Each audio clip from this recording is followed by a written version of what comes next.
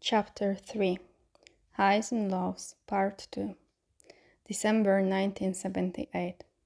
That was absolutely disgusting, Evan groans, flinging himself down on a couch in the slithering common room. A cushion bounces off the sofa, landing at Barty's feet. He kicks it away and pushes his hands into his hair. What was McGonagall thinking? He laments, a slightly haunted look on his face, as he climbs on the sofa with Evan. My brain fucking hurts after that. Regulus rolls his eyes and lowers himself on the love seat next to the sofa. Bart is taking up all the space next to Evan, head on his lap, feet dangling over the armrest. Evan's hand plunges into Barty's hair, cutting his tirade short. Barty's eyes flutter closed and Regulus looks away. It feels a bit invasive to watch them sometimes, like he's spying on a secret. Outside, snow swirls around the castle. The lake is frozen, fracturing the light that comes in through the common room windows. It's a pretty effect. Winters at Hogwarts are cold and damp, but still beautiful. A green fire rose beside them. Absently, Regulus turns his palms towards it for something to do that's not watching Evan touch Barty. Did you get that question about the animagi, right? I couldn't remember if it was a month or two for the lifting, Evan is saying, rubbing his free friend over his chin. That was brutal. It's 1 month, Regulus replies. He remembers that month of his brother and his friend's adventure perfectly. The way Sirius kept whining about how awful his mouth tasted all the time, and how James would never shut up about how hungry he was because eating was difficult. He has an unfair advantage when it comes to this specific subject, having helped Sirius, James, and Peter 2 years ago, but Regulus supposes it's only fair he aces his transfiguration tests. Practical experience is arguably more important than theory. Barty groans, dramatic as ever. The three of them fall into a tired silence after that. The fire roars and the log cracks, sending sparks into the stone run right by the chimney. Regulus taps an absent finger against the hollow at the base of his neck. He's waiting for the tickle in the back of his throat. He has been since he woke up in this morning with wasps under his skin. McGonagall's exams are always hard. To prepare them properly for the real newts, she says, but this one, it was difficult even for him. He'd been anxious all day. He barely ate anything, his stomach twisted with nerves, and his palms were perpetually clammy. And yet, the exam came and went. Regulus answered his question, quills slipping in his fingers and shoulders hitched up to his ears. Then he handed it in, marched out, and now he's here in the quiet aftermath. No petals, no flower. Oi! Barty shouts, stretching to kick at his shin. Regulus blinks and pushes his hair out of his face. It's getting a little long. He'll have to ask Affy to cut it for him when he's at the Potters. We're talking to you. Ah, Regulus says, blinking. What? Are you coming to Hogsmeade tomorrow? Barty asks him again. It's the last Hogsmeade trip of the year, and the weekend before Christmas holiday. Regulus wouldn't normally bother. Watching Barty and Evan attempt to crawl into each other via their mouths in a booth at the Three Broomstick is, shockingly, not something he enjoys. But there's a florist in the village. A florist who could identify the flowers he's coughing up. All of Regulus's sleepless nights in the library have been fruitless. He's growing restless, worried, and confused, none of which are feelings Regulus appreciates. Normally, he would have found an answer by now. Books haven't failed him before, and it's disconcerting that they are failing him now. He's run out of ideas, and he's too smart not to know when he needs help from someone who likely knows more than him. It was an epiphany at the end of yet another sleepless night of grueling research. He's going to have to take a more hands-on approach, or else risk running circles around himself. Enter the florist. The problem? Regulus doesn't know how to explain to his friends why he wants to visit that particular shop. What's he supposed to say? I'm buying flowers for myself, strange as that might be. Nah, Barty would catch his lie first. He doesn't have anyone to buy flowers for, and even if he did, Regulus isn't the flower buying type, is he? He has no idea. He's never had a reason to even consider it. Barty and Evan would know something's up. Pandora would probably smell it on him. She's a bit strange like that. As much as he loves his friends, he isn't ready to share his secret with anyone. He's not sure why, but it feels too intimate. A thing that's his and his alone, and sharing it scares him more than whatever is happening to him. So he won't. At least, not until he knows what's causing it and where the petals come from. Yeah, Regulus replies over that he's taking too long to answer. Bart is watching him with narrowed eyes. Yeah, I've got to buy a few things. Presents for the Potters. Ah, Bart relaxes. I need to find something for my mother. What are you buying for Effie? I don't know yet, Regulus lies. I haven't come up with anything good to buy her. That's why I want to have a little wander around town. See if I get inspired. In truth, he ordered Effie's presents through the old delivery service ages ago. Monty's gift is waiting for him at shop in London, ready for collection when he's back next week. James and Sirius' presents are already in his room at the Potters. He sorted them out in the summer. He's organized like that. You want to walk around in this weather? Evan asks, horrified. Can't you do your shopping in Diagon Alley like normal people? They have those warming charms things so you don't freeze to death in the name of capitalism. I didn't ask you to come with me, did I? Regulus snaps, irritated. I reined it in, Barty says. Evan's trying to be nice. He's just being a dick about it. It's as Regulus is about to lobby something bad that Jordan, he will never again forget the boy's name, walks into the common room with his friends.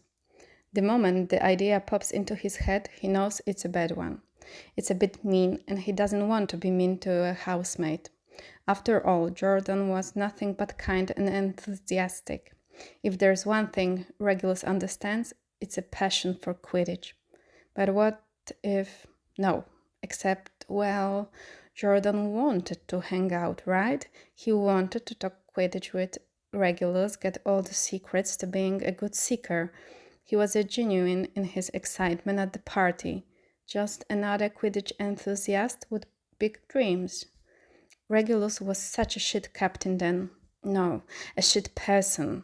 He was drunk, but that's no excuse. He should be encouraging people who are passionate about Quidditch, not telling them to leave him alone.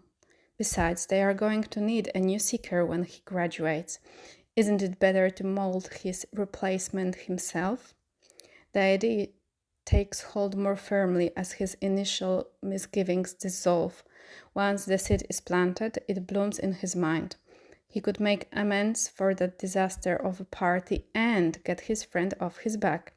Jordan doesn't know Regulus, has no idea it's unusual for him to visit a florist. He probably wouldn't even think twice about it if he said he's picking out something for Effie. None of it means anything to Jordan. Regulus' thoughts break when Evan asks Barty, outraged. How? I'm not being a dick. It's okay, Regulus tells them. He stands up. He's made his decision. I'm not going alone anyway. You guys do your own thing. We can meet up at the Three Broomstick after. He can feel Barty and Evan's eyes like hot brands on his back as he walks across the common room. They are too nosy for their own good. In an effort to make it out of this interaction intact, he puts his mask on. He's not the best at making friends, as evidenced by how fidgety Jordan gets when he notices Regulus approaching. He scared the poor guy. For hell's sakes, of course he did. He truly was an ass at that party. It's a miracle he has 3 friends, but then again, Barty, Evan, and Pandora aren't exactly normal either. Like calls to like, he supposes. The dregs of humanity flocking together makes sense to him. Hi, Jordan says timidly when Regulus is within spitting distance. Everything okay? Well, that was easy. Regulus didn't even have to start the conversation. He likes Jordan. He reminds Regulus of himself a little, of the way he'd chase Sirius and James to ask them for tips so he'd make the Slytherin team. He understands what it's like to look up to someone older, to have dreams of flying across a stadium as it chants your name. Hi. Yes, I'm. Regulus glances around. Jordan's friends pretend to be busy, but one of them is reading a book held upside down. Regulus's lips twitch in amusement. Ah, the naivete of fifth year. He remembers that too. I'm actually going to Hogsmeade tomorrow for some Christmas shopping. You mentioned you wanted to hang out and talk Quidditch, so I thought if you are free, maybe you want to tag along? Jordan's face turns violently red. Regulus frowns, a bit perturbed, but then Jordan is nodding frantically. Yes, yes, oh, of course. That would be great. I have to do some shopping too. Yeah, for my sister. What? You don't have... It's one of Jordan's friends, but before he can finish, another boy hits him over the head and they both look away. Regulus ignores them. He has no time for other people's antics. Cool. Meet after breakfast then. Jordan beams at him. He's so young, with wide green eyes and round cheeks. Yeah, definitely. I'll see you then. With a quick nod, Regulus turns on his heel and walks upstairs. Once he's alone and his mask can drop, he feels good. There might be some hope for him yet. Perhaps he'll mentor Jordan, leave the Slytherin team a good seeker for when he's gone, and not perpetually shove his foot in his mouth during every social interaction. Regulus fidgets with the hem of his jumper, black as his jeans and coat. The only pop of color is his scarf in Slytherin green and silver. He waits by the front doors of the castle for Jordan to appear, avoiding eye contact with anyone who passes him. It's not snowing right now, but the ground are blanketed in a pristine blanket of fluffy white. Third years and up file out into a country yard and onto the grounds to make the trek to Hogsmeade.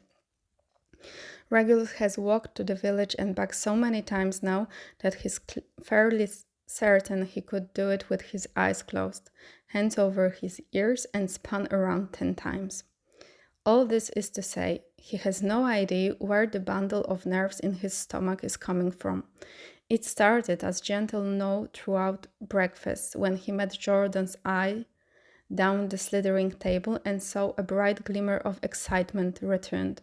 But it wasn't until Regulus saw couple pass hand in hand, talking animatedly with one another, that he realized that his felt all morning is anxiety.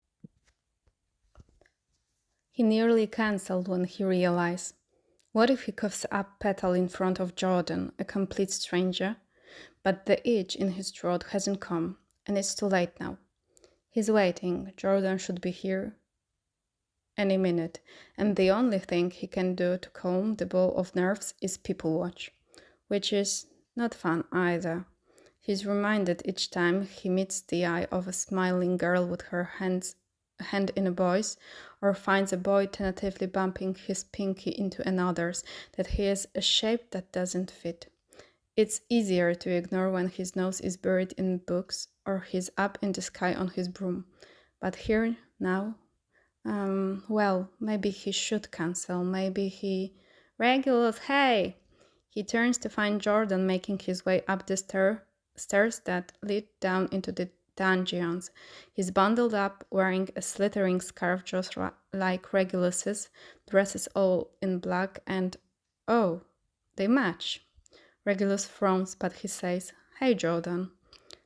Got my name right this time. We're off to a good start then. About that, Regulus runs a hand through his curls, gaze shifting away and back again. I'm really sorry, I was rude that night at the party. I was just a little drunk and overwhelmed from the game, but that's no excuse. Jordan waves a dismissive hand. No, I get it. No worries at all. I'm just surprised you asked me out in the first place. Regulus sucks his teeth. Something about Jordan's phrasing twists the knot in his stomach, but he's trying not to be a dick again. He wants to prove to himself he can be a normal guy, make friends, hang out. So he goes for a tentative when he asks, You said you wanted to hang out. Should I not have? No, no, oh Merlin, no. I want to hang out. This is great. Jordan stuffs his hands in the pocket of his jeans, then pulls them back out. Now it's his coat, then they're out again. He seems unsure what to do with all of his limbs. Should we go? Snow crunches under their feet as Regulus falls into step beside him, hands in the pockets of his coat. Jordan's hang freely at his side, occasionally bumping into Regulus's thigh as they walk. A mumbled sorry, and Jordan takes a half step away, only for it to happen again a few moments later. Regulus chalks it up to clumsiness, considering Jordan is almost taller than him. 15 and clearly still growing into all of his limbs, not sure where to put them or what to do with them. So, seeker, huh? Regulus asks. He isn't usually one for conversation, but the chatter of nearby students walking the path to Hogsmeade has him feeling a little too aware of their silence. Yes, seeker, Jordan nods emphatically. I'm not strong enough to be a beater, and I don't have a chaser's build. I suppose I could man a goal post, but I like to fly around too much. Staying in one place would drive me crazy, you know?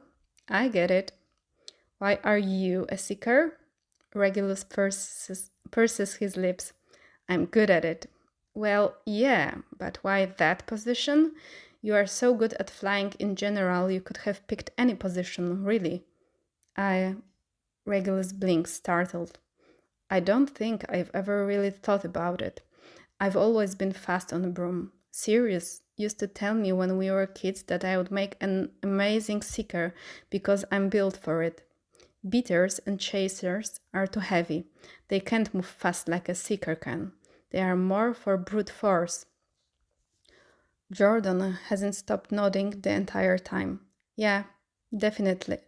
I hope I don't get too tall or wide, but I think I'm almost done growing, so I should be all right. I'm sure you'll be fine. There are plenty of tall seekers who well play. It's more about technique. You have to be comfortable on your broom and use your size as an advantage. Wow, you really are brilliant, Jordan breathes. The praise makes Regulus feel a bit itchy. You were born to play Quidditch. Regulus's cheeks hit. I just practice a lot. Sirius and James taught me so much. I can't believe you're friends with James Potter. I know Sirius is your brother, so that's a given, but James? They are playing for the best team in the league this season. Personally, I'm a Chudley Cannons guy, but I'll be cheering for the Montrose Magpies on, because of them. They are really good, Regulus admits, unable to hide the pride in his voice. I would kill for a flying lesson with James. He knows so many cool moves, Sirius too, but James has that one. Regulus tunes him out. His capacity for conversation is dwindling, and he's quickly realizing that asking someone to go to Hogsmeade to hang out means he actually has to hang out with them. It isn't like when he would go with Sirius and James, who kept one another company enough for Regulus to simply exist in their orbit. Evan and Barty include, but they don't pester him. Pandora can have a conversation with herself well enough not to need Regulus for every response. But Jordan? He's single-handedly depleting Regulus's very shallow well of social energy. In an effort to not burn out too quickly, Regulus offers well-placed and I see to keep Jordan pleased, but he doesn't contribute much else. Jordan seems content to lead the conversation, and Regulus is happy to let him. Besides, the closer they get to Hogsmeade, the heavier Regulus's satchel starts to feel. The only thing inside it is his jar of petals. He hates that it's out here in the open where anything could happen to it. Someone could bump into him, send the jar rolling away, shatter it if he's really unlucky. And then what would happen to the petals, wretched, beautiful things that they are? And thought of someone stepping on them, or even just one blowing away, makes him want to turn on his heel and march right back up to the castle, through the entry, down into the dungeon and into the dormitory. He will tuck the jar under his bed, make sure it's out of sight and safe. It bangs against his thigh with each step, a gentle but unmistakable tap, and is far more distracting than Jordan's hand, which has just bumped into his other thigh for the 100th time since leaving the school. Sorry, he mumbles again. It's all right, Regulus tells him, though he'd really rather Jordan put his hands away. Pockets are useful things. Why won't Jordan use his? Where do you want to go first? Jordan asked him. They're in the village now, finally, and the wind is picking up a little.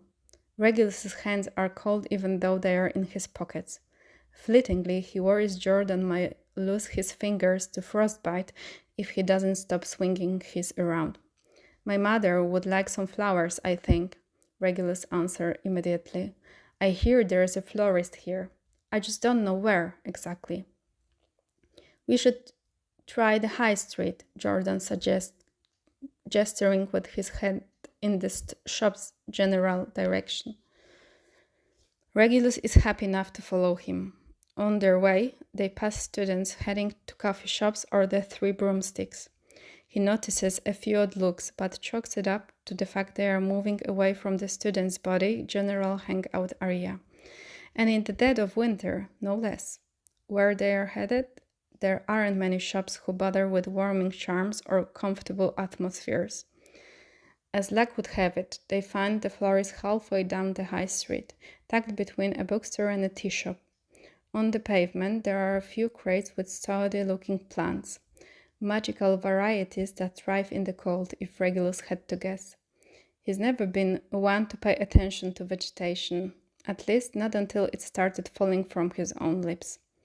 The mix of scents in the air is overwhelming, and Regulus sneezes as they step inside. Jordan glances at him, a smile tugging at his lips. You might be allergic to something, he says playfully. I don't think so. Never had problems, but he stopped by another sneeze, building slowly. Jordan cocks his head. You are sure you're not allergic to any flowers? No, I'm not. I think it's just too many smells at once. Oh, that's good then. I mean to ask on our way here, but it slipped my mind. He loses a small laugh. Until he started sneezing, that is. Regulus frowns, a tingle in the back of his head that he can't quite decipher. But before he can question it, the owner steps out from behind a large rose bush crawling up the wall. Good afternoon, he says, pushing his spectacles farther up his nose. How can I help you? Regulus clears his throat and glances pointedly at Jordan. It takes him a moment, but eventually he nods and steps back. I will just have a little wander. Take your time. At least the boy isn't completely clueless, despite his irritating lack of practical pockets use. When Jordan is out of earshot, Regulus steps closer to the florist, heart thundering in his chest. I'm trying to identify a flower, and I was hoping you might be able to help me. Of course, the florist says, and his body weight shifts from one foot to the other in anticipation. What do you know about it? This would be the correct moment to take the jar out. to show it to the florist, and yet Regulus's hand freezes halfway to his satchel. What if the florist asks to touch them? What if he wants Regulus to open the jar so he can stick his hand inside? What if he asks where they came from? A full body shudder makes him drop his hand. The petals are white, Regulus replies instead. 4 or 5 to a flower, I think. A faint yellow hue close to the center of it, and I think I've spotted a little bit of purple too, where the stem would grow. I'm not too sure. They are soft to the touch, like velvet. I don't know if it's a muggle flower or a magical one. As far as I can tell, they have no special properties, other than appearing inside my mouth. He doesn't say that. He can't. The florist rubs his chin with his thumb and forefinger. There are several flowers that would fit that description. Daisies, perhaps? No, Regulus says. This much he knows. Not like daisy. The yellow isn't the pollen part. It's on the actual petal, you know? Much fainter in any case, not bright yellow. And some petals are fluffy white. Oh, and don't forget the purple. I can't be sure of it, but I think it's there.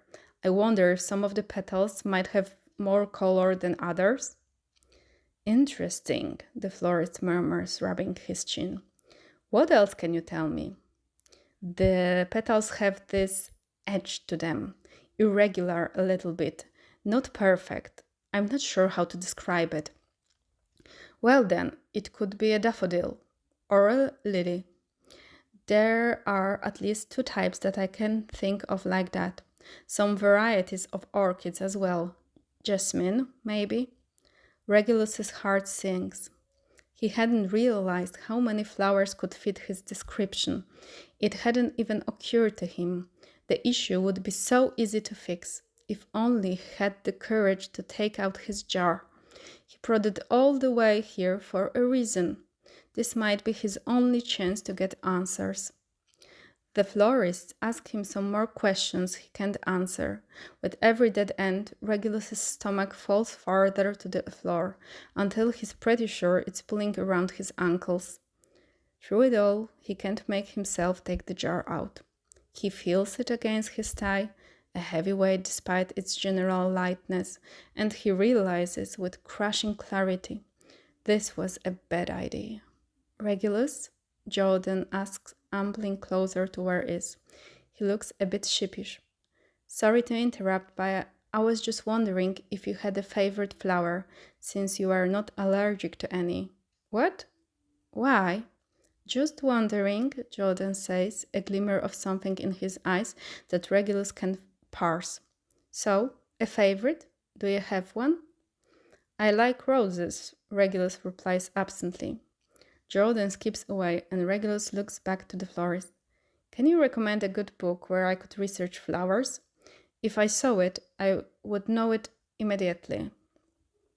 5 minutes later, Regulus has purchased a book from florist's collection, as well as paid for a bouquet of flowers to be sent directly to Effie. It's easier to do that than to explain to Jordan why he didn't buy anything in the end. He steps outside and feels the cold air like a slap to his cheek. Behind him, the bell chimes when Jordan follows. Their steps crunch on the watery gravels, clear of snow on the high street, and there's Jordan's hand bumping into his leg again. Let's get a drink, Regulus suggests. Barty and Evan will be in the Three Broomstick by now, and it will be easier to deal with Jordan's incessant chatter if there's someone else with them. Pub? Sure, Jordan replies eagerly. He starts chatting again, something about herbology, and Regulus offers a reaction here and there as they walk across Hogsmeade. The book is heavy in his satchel, next to his jar. The jar Regulus couldn't show the florist even though he knows he should have. Why couldn't he do it? None of it makes any sense, and yet the idea of anyone else touching it makes Regulus want to set the world aflame. Regulus? Jordan asks, a hand curling gently on his forearm to stop him. They are almost at the pub. It's just around the corner from here. Here, Jordan stops to clear his throat. He smiles at Regulus. In his hand, there is a small bouquet of silver roses. Magically enchanted, Regulus guesses. They are pretty. The magic impressive. He'll admit to that. Oh, wow. These are nice, Regulus tells him. A good choice. Who are they for? They are for you. Wait, what? Jordan keeps talking, gaining momentum, his words falling between them like stones. They reminded me of your eyes, so I wanted to get them for you. I think about them a lot, your eyes. They are so unusual, fascinating, really. Green and silver, slithering colors, huh? Jordan stops again, and Regulus is filled with a sense of dread he can't place. The boy is being nice to him, so why does Regulus feel like fleeing? You're very beautiful, and I'm very glad you asked me out. Then Jordan is leaning in, and Regulus' confusion is immeasurable because Whoa! Regulus jumps back the moment Jordan's lips touch his.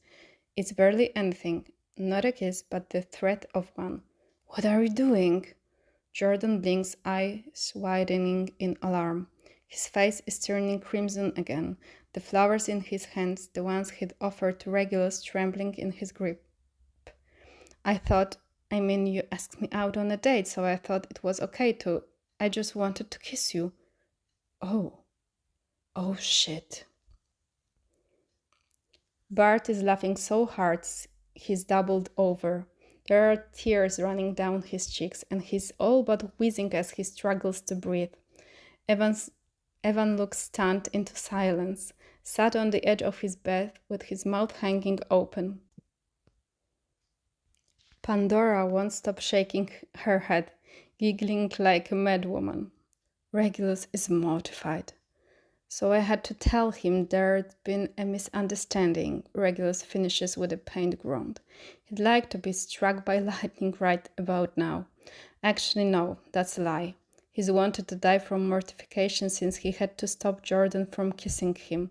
He took it as well as anyone who's being rejected in an alley behind the three broomstick can take it, I suppose. What were you thinking? Evan asks, horrified. It's a little irritating how appalled he is on Jordan's behalf. What about Regulus? In what universe was that not a date? Poor guy. Fucking hell, Reg. For someone smart as you are, you sure can be an idiot sometimes. Regulus throws his arms up, defeated.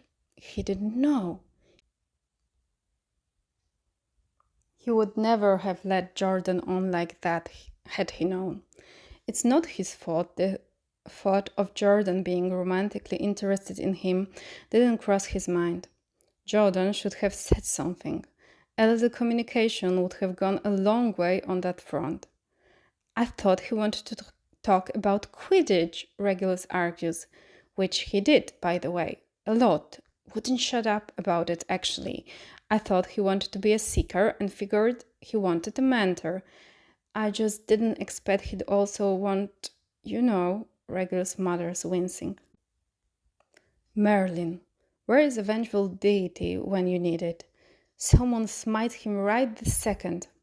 Oh, Regulus, Pandora coos gently, despite the small giggles bursting from her lips every few seconds. You know what? Forget it. You're hopeless. You wouldn't know when someone's crashing on you even if they hit you over the head with it. The duvet lets out a puff of air when Regulus groans and falls back onto his bed. The Hogsmeade trip was a wash. Well, all right, not completely. He has a new book to obsess over. But other than that, yeah, he's bloody exhausted. A little guilty, too. He didn't mean to hurt Jordan's feeling. He definitely didn't mean to lead him on. The smart thing to do would have been kiss him back. He's nice enough looking, and Regulus could do with a proper snug. He's 17 years old, and that's the closest he's come to locking lips with someone, embarrassing as it is to admit. The problem is, He's not smart, not in that way. People confuse him. Social cues? Never met one he got along with. All of that went too serious. Regulus? He's doomed to stick his foot in his mouth and say things like, "Oh, but I don't want to kiss you," which really wasn't the best way to handle his shock or Jordan's terror, but, well, he's here now, begging for lightning to strike. "All right," Regulus grumbles. "Enough of that. I'm off to bed. Pandora, you should head out before curfew. I'm not getting you out of detention again." "You are the head boy." "And that's abuse of power." "What's the point of being friends with the head boy if you won't get me out of trouble?" Pandora asked, sullen.